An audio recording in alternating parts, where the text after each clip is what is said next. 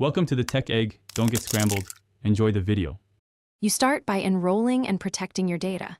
Back up to iCloud or make an encrypted local backup so you can restore if needed.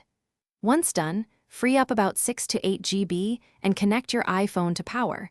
Low battery can halt the install. Next, install the iOS 26 beta configuration profile from the Apple beta website and restart the device.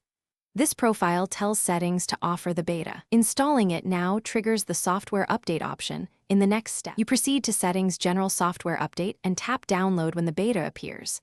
The download can pause on low power or unstable Wi-Fi, so make sure you're on a stable network and keep the phone on charge. Once downloaded, tap Install. The device will verify and prepare the update. This can take several minutes. You might see multiple restarts. That's normal. When the progress bar finishes and the lock screen appears, you're nearly done. Proceed with the short post-install setup. You finish by completing the initial setup prompts, signing back into your Apple ID, and updating apps in the App Store for compatibility. Make sure privacy and location permissions are set as you prefer, and re-enable Face ID or Apple Pay if they reset. If the install fails or the device is stuck in a boot loop, force restart first.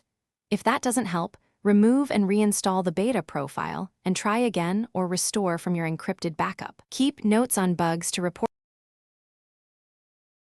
Thanks for watching. Consider subscribing if I helped unscramble your problems.